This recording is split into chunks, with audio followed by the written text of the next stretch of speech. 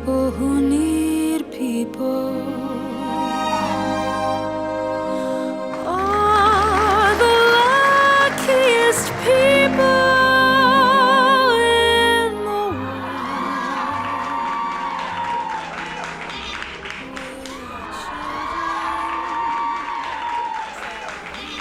Pretty wild, huh?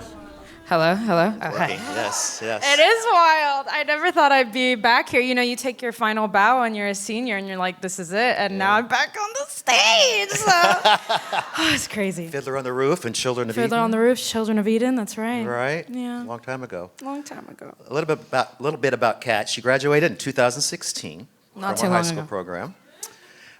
She's a presidential scholar in the arts and a national young arts winner in theater, correct? After she left here, you went to FSU, correct? And you graduated with a degree in musical theater in 2020. In 2019, you made your Broadway debut, right, in the revival of Tennessee Williams' The Rose Tattoo. How did that work out with college? Well, it's a crazy story. I was still in college. I was going into my senior year. It was the summer of my junior year. And I was working at Miami Children's Theater. Does anyone still do Miami Children's Theater? Okay, great. I owe a lot to them too.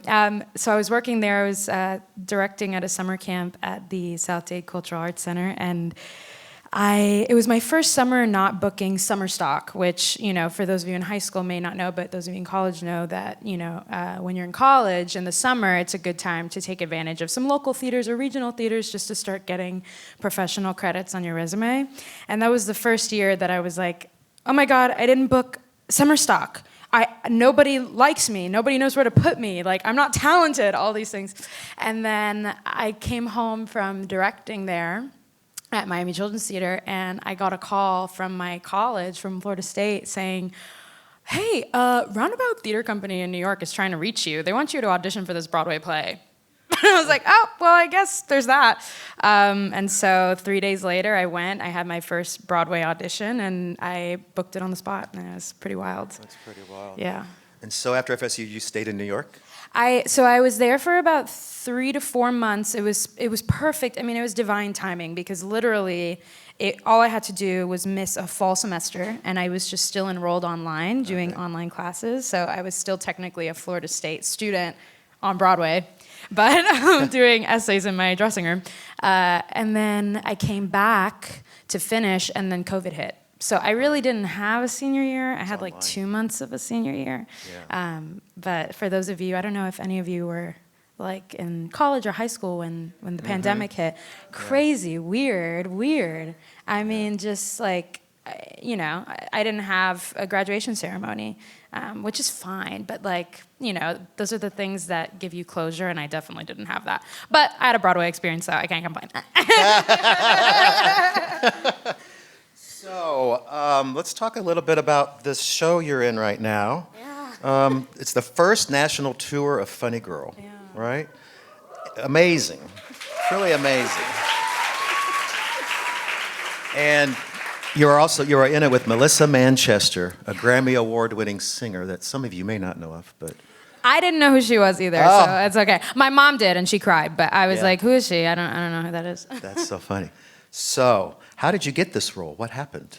Well, I mean, I've been living in New York for about, I don't know, 2 or 3 years since, you know, when I went back to school after the Rose Tattoo and the pandemic hit, I stayed in Tallahassee for a year just to like, you know, hunker down during the pandemic because it was scary. I mean, we all remember that.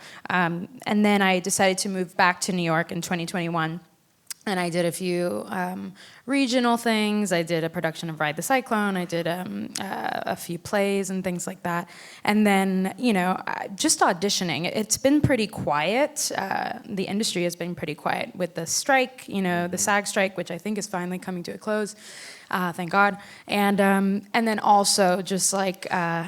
just in general, I think, you know, because of the pandemic, a lot of theaters have been losing their funding, and, you know, and it's a little scary time for that. But, you know, it had been pretty quiet. And then I got this audition for Funny Girl. It was a self-tape request. And I think it's those auditions where you think, no way in hell am I going to get this, that you do the best. Because you're like, oh, okay, F it, can I curse? I don't know. But you're like, okay, so basically it started with a self-tape, and I had to submit, I think it was Don't Rain on My Parade, People, and a scene, and I forgot about it.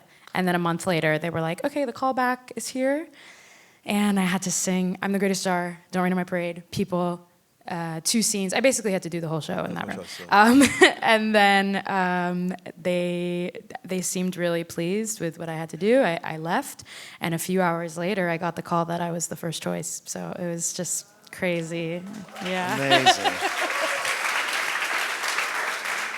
I mean, it's one of the most coveted roles ever. I think it's after doing. I think I've done maybe 70 performances now. After doing it for so many times, I can confidently say that it's, if not one of the hardest roles in the musical theater canon. Like, you have to sing. I think she sings like 14 or 15 songs. You have to be funny, but you also have to be grounded in reality and be, because you don't want to see somebody playing a caricature on stage. You want to see somebody who's like grounded in the reality that they're living. So it's a little bit of everything, and it's quite challenging. How do you deal with 7 or 8 shows a week, and how do you stay centered, relaxed, healthy? That's a great question. I think you just have to take it a show at a time.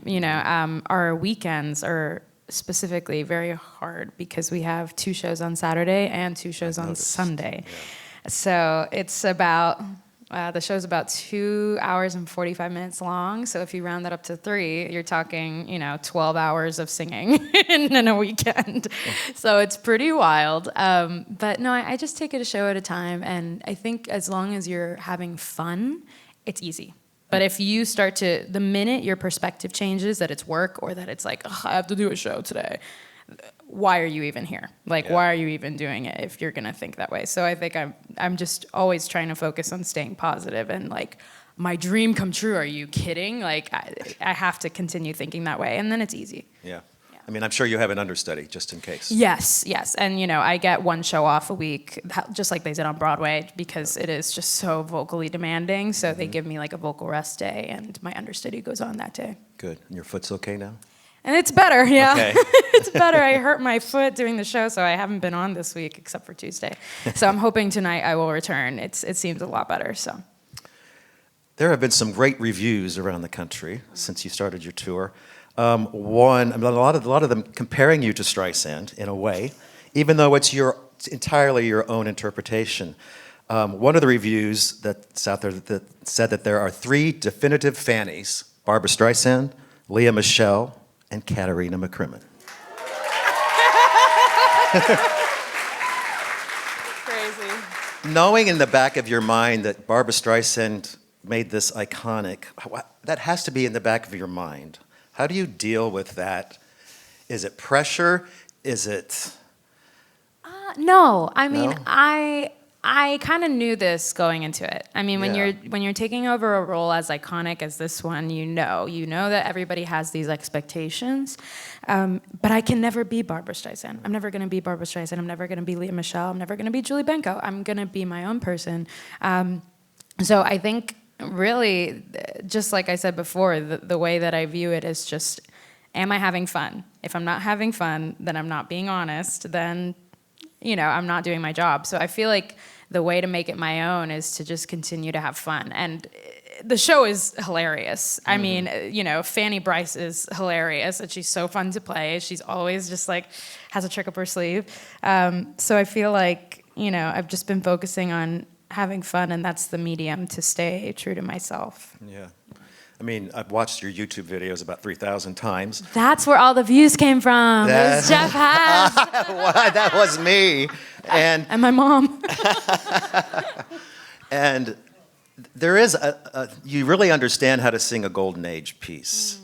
And you can hear an homage, not an homage, but the style of Streisand is in there, but it's not Streisand. It's just, how does a 25-year-old know how to do this sort of thing? Because I know you sing contemporary just as well. I don't know where it comes from. I really don't. I mean, I listened to a lot of jazz growing up, a lot of Ella Fitzgerald, a lot of Judy Garland. So I feel like maybe it comes from them. this stays here, but I didn't listen to a whole lot of Babs. Like, I mean, I obviously knew of her, but I think more so I was just influenced by the jazz world. And I would sing in some jazz clubs in high school.